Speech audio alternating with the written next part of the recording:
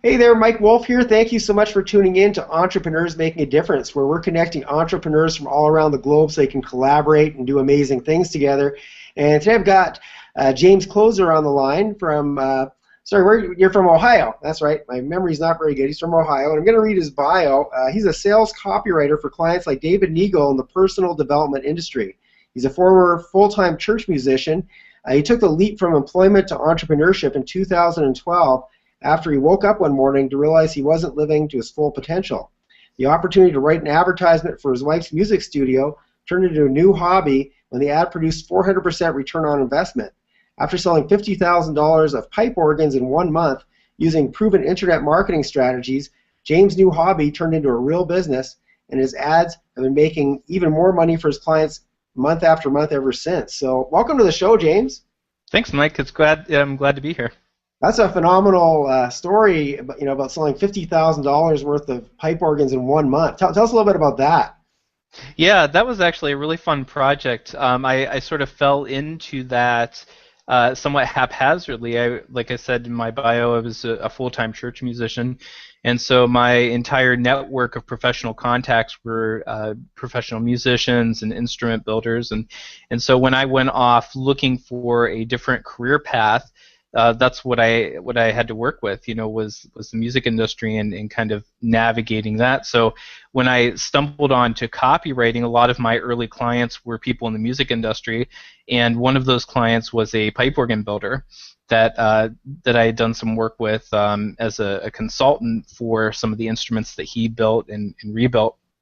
And he came to me, and we were just talking as talking shop as musicians, and he said, "Oh, I have this this huge problem. This university wants me to sell these practice instruments for them, and I don't know what I'm going to do with them. I don't think I can sell them." So I told him at the time, I said, "Well, why don't you write an advertisement for it?" And he said, "Well, I don't know how to do that." And I said, "Well, I do. I did this ad for my wife's music studio, and it did really well. Why don't we give it a shot?" So he reluctantly agreed to it, and we ended up finding out that there was a really great lead of traffic coming through to their website on one particular page that they weren't using very much, and it was for a page for used pipe organs, but they didn't have any listings there. So I knew that with the right ad, that good traffic would be coming to the page, and some of those people would undoubtedly be interested in what he was offering. And sure enough, within the first month, the two most highest ticket instruments sold. So that was a really fun project. Yeah, that's a very inspiring story. So prior to that, did you know you had a talent for this sort of thing? And I guess explain to the people first of all, what does a copywriter do? And did you always know that you had this ability to do that? Yeah, so a copywriter is basically a salesperson in print. That's the best way I can think of to describe it to somebody. Sales copy is salesmanship in print.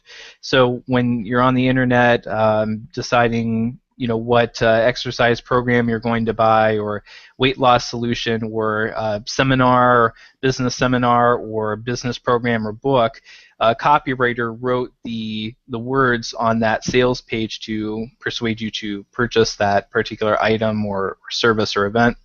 And so that's what I do, is I write those words. I also consult business owners and entrepreneurs on how to position their message so that it makes the biggest impact. And no, I didn't really have any clue. The biggest thing I had going for me when I started was that I had that musicianship background, and for two reasons. One is because obviously with writing and with salesmanship there's a component of theatrics. Sales has to be somewhat theatrical in its presentation in order to be persuasive. But the other part of that was that as a young student, as a young musician, you really have to be dedicated and focused on practicing several hours a day. And I found copywriting to be a lot like that, where it's a very difficult skill to get good at, and so you have to be really focused at it.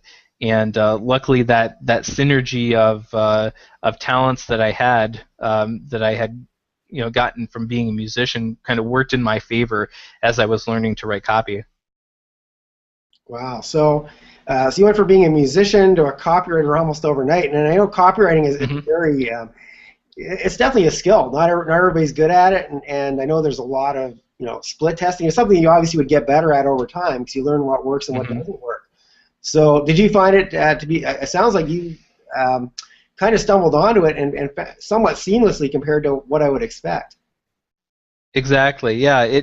The turning point really was when my wife needed to get some extra students for her music studio, and her way of doing that was to write an ad, and I didn't. At the time, I just thought it sounded like a fun thing to do, and so she allowed me to do it just because she didn't want to do it, and so that took something off of her plate. And she didn't necessarily want to pay someone to do it either, so it was sort of a win-win for both of us. And but it required me to really dig into a lot of reading about marketing and advertising. So yeah, it was a pretty seamless transition because that was toward the end of when I was still working my job, and after I got my first taste of success writing ads, my employment days were over. So it was pretty short-lived after that happened. Yeah, well, that's great to hear. Very, very inspiring. So you mentioned that you didn't really feel like before you were living to your full potential, and you weren't really that inspired. It sounds like, and now that you're doing this seems to light you up. Are you a lot happier right now? I am. I am much happier. Our family's about to move to coastal Virginia. We're going to be really close to the beach, and the weather obviously is going to be nicer than Ohio. That move is possible because of my company. My wife works as the business manager in our business, and so we get to work with each other on a daily basis. Get to take the kids places and do things that before, because of my workload at work, it just wasn't possible to be with them when they were doing family activities all the time, and now I have that ability. So it's definitely brought a lot of freedom to my life and enjoyment. Well, that's great. So what would you say to somebody who maybe is doing their own print ads right now, and what would be the advantages of hiring somebody like yourself to do the copywriting for them?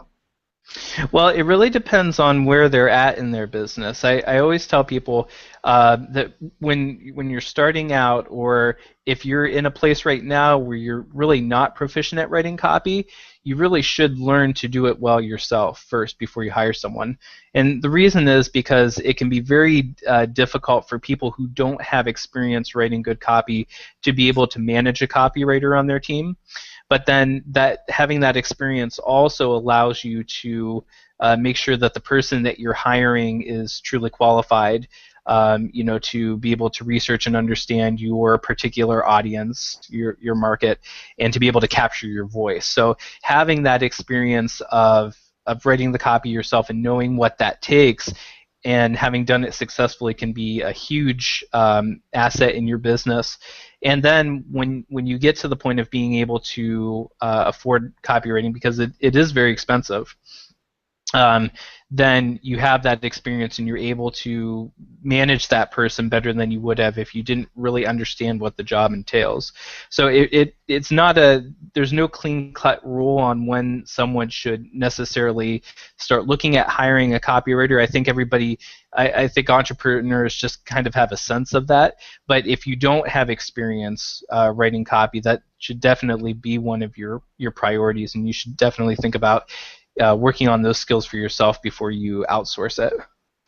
Yeah, it can be frustrating trying to do it on your own because quite often I do a lot of my own advertising and whatnot. And as you probably know, I'm a real estate investor. And sometimes you run an ad and you think, oh, this is going to just really kick butt, and it doesn't. And then you tweak it a little bit and change a few small words, and it makes all the difference. Do you find that sometimes just a little tweaks make a really big difference in the response rates? Absolutely. I always try to split test two or three ways if we're doing a landing page. The first thing you want to do, everybody will say, split test the headline first. One of the best ways to do it is actually have two or three different concepts for your landing page. Obviously, with the sales page, it's a little bit different because that's a much bigger investment. You can change the beginning or the headline of a sales page and split test those against each other. But with something like a landing page, for example, you can have three different concepts, and then choose the one that performs the best, and then start changing smaller things like headlines or button colors or whether or not you're going to have a video. So yeah, you're absolutely right, Mike. One degree shift, and you don't always know what it's going to be either, do you? Right out the gate, but it can make a huge difference. Yeah, absolutely, and quite often that is the case. Is that like I said, you're sure you've got it right, and it's just going to be perfect, and just doesn't convert, and nobody clicks, and as long as you do stuff that, or somebody else comes up with something that's that sounds like a horrible idea, and it just works. So you just never know. It's frustrating for somebody who's not an expert copywriter. So I need somebody like you. Well, we should definitely talk offline then. Yeah, it definitely does make a huge difference when you have someone from the outside as well who's worked in different markets. Sometimes that'll be something right there. Like I work in the coaching niche primarily. I work with a lot of business coaches, and all the time I see things that coaches are doing. They're basically copying each other, and they don't know why they're doing that. It's not because somebody run a test and said, oh, this way of doing this particular landing page works the best. It's just they get into the habit of doing things without knowing why. And so if you bring in a new idea, just like you described, it'll be foreign to them because none of their coach colleagues are doing that, but then it'll work. Like I've had situations where a landing page response will double because of something like that, where we've never had bullets on our landing page, but then sure enough you put the bullets in there and it doubles the response. It can be it speaks to the value of looking outside of your own market too, and finding out what are the best practices there. Yeah, so what are some of the biggest mistakes that you see people doing in their marketing, entrepreneurs? What are they doing wrong? What are the biggest things? One of the biggest things I see is not necessarily knowing how to approach their audience. Kind of finding the starting point of the conversation. They'll either start a little bit too far ahead. They'll be too direct with their message, or they won't be direct enough. And a lot of this goes back to the work of Eugene Schwartz, who was talking about things like the levels of awareness. Back in the 50s and 60s, they were doing a lot of data and trying to find out what do people respond best to in certain market conditions. And Eugene Schwartz was the first one to say that how direct or indirect you are with your sales message is a function of the level of awareness that your audience has. So oftentimes somebody will try to pitch something that makes sense to them because they've been spending a lot of time around their service. They're the one doing the service, they're the one making the products, but the prospect really doesn't know what they're talking about. So you see this a lot with people like who do hypnotism, or they do some variation of mindset coaching where you're really helping business owners to be able to have a success mindset, to be motivated, to have a really good energy. There's a definite science to all that, and that's what they try to sell.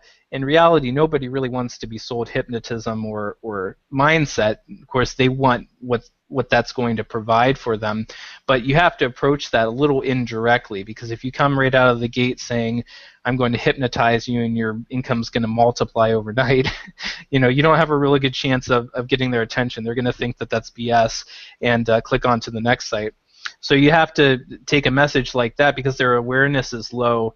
You have to take a little more of an indirect approach to initiating the conversation. So knowing how to do that is something that a lot of entrepreneurs overlook. And you can, even if you don't have Gene Schwartz's book, just a little bit of thinking through that will help you a lot. If you can think, okay, when I talk to somebody new, where are they coming from? Are they aware of what I do in particular?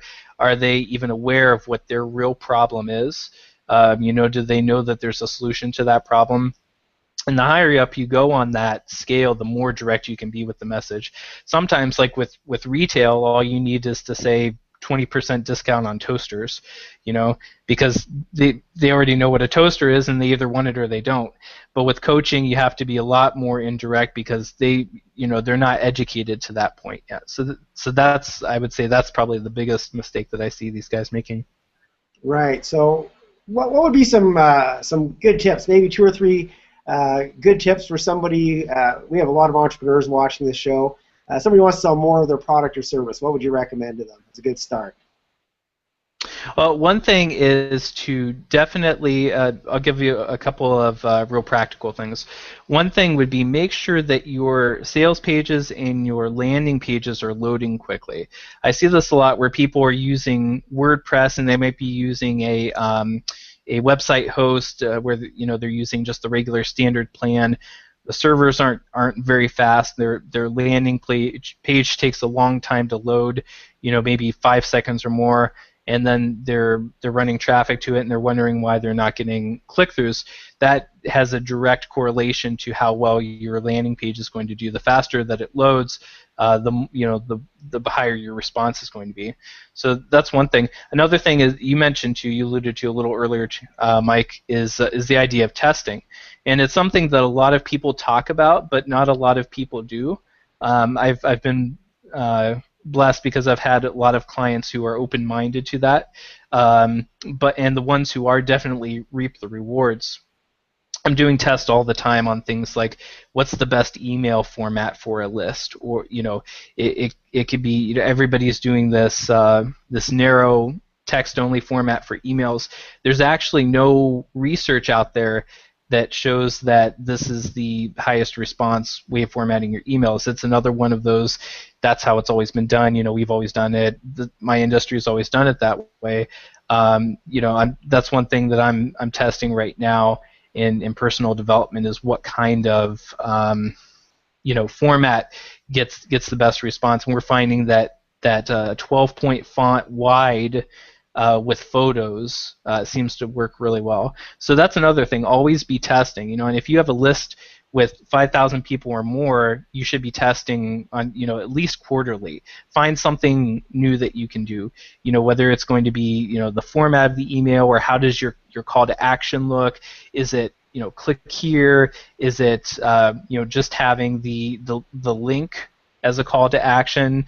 Do you have links at the top? Do you have links at the bottom? Do you have them in the PS? Always be testing and looking for ways that you can get an edge on a higher response rate.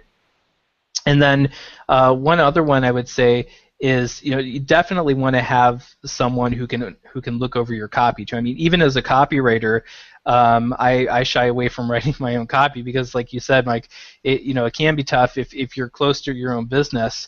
You have those blind spots naturally, and even if you do get really good at writing for your own business, it really does help to have someone who can say, well, I've seen this technique work in another situation. Why don't we try it? It can really open your eyes to new ways of doing things that allow you to have a breakthrough in your own marketing, and also improve your copy skills quickly. Because if you're only doing your own work, that's not a lot of writing. Even a company that stays pretty busy compared to the kind of writing that I do on a daily basis is pretty small. So it really helps to have someone to kind of consult you through the process. So whether that's a copywriter that does consultations, or you can even there are copy coaches out there who take on business owners just to help them improve their skills. Having somebody else can really help you, make a big difference in how effective your marketing is. Yeah. So you mentioned if you have a list of 5,000 or more, you should be split testing. So what if you don't have that size of list yet? Well, if you don't, then you're going to treat that list a little bit differently depending on how responsive they are.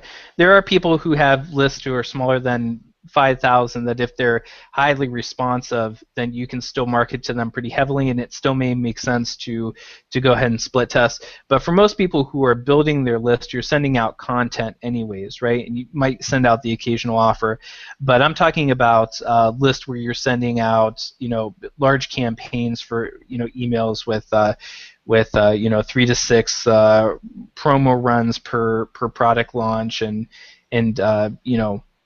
post offer emails and all this.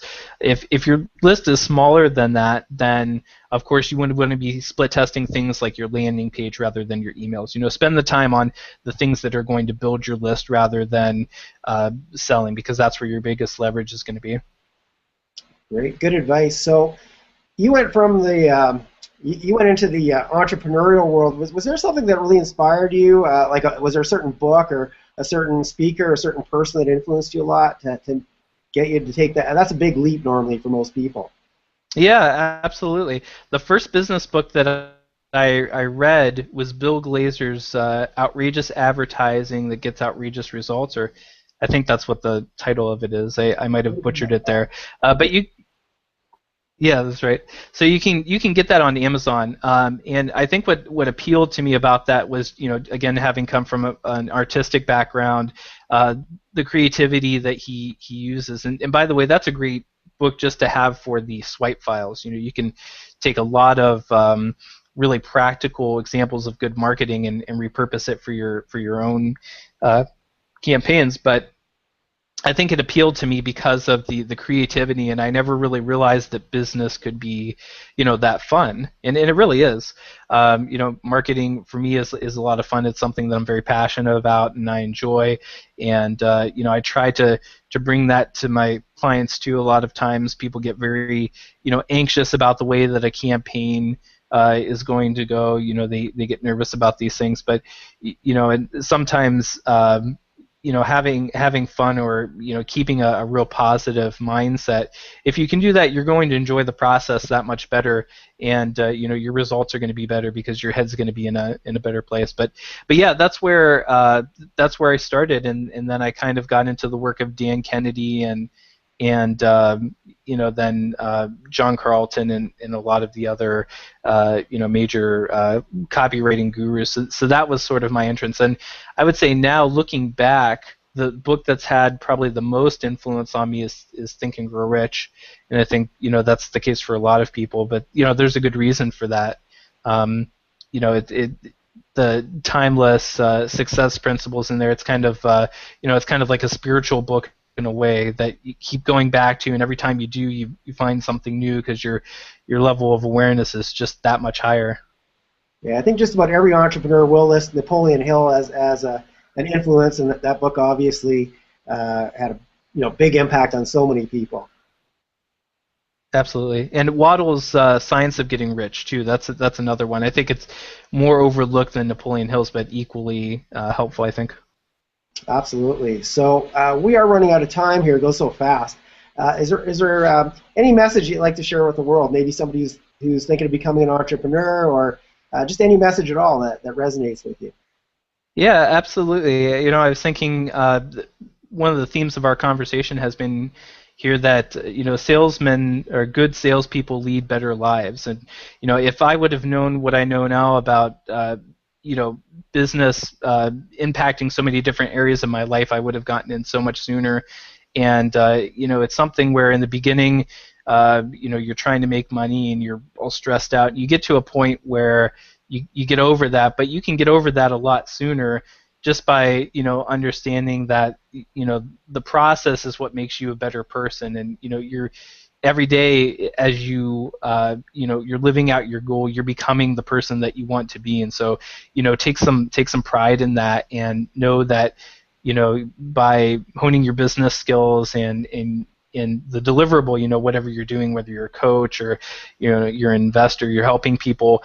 As you hone those skills, you're also creating a better life for yourself. Yeah, great message, James. And how can somebody get a hold of you if they want to work with you? How would they track you down? Yeah, absolutely. So, Mike, I've arranged for a special offer for anybody who's watching. They can get a hold of me at info@jamesclouser.com, and I'll spell that out. It's info@JamesClouser. And if anybody would like to get a hold of me and would like to review a piece of your copy, I will do that for just $50, and you can email me at that email address, and we'll go ahead and set a time to get together. Great. Thanks so much for being with us, James. I appreciate your insight and a lot of great information, and I know a lot of entrepreneurs need to hear what you're saying. You're welcome. Thank you, Mike, for having me. No, my pleasure. We'll have you back again. Absolutely.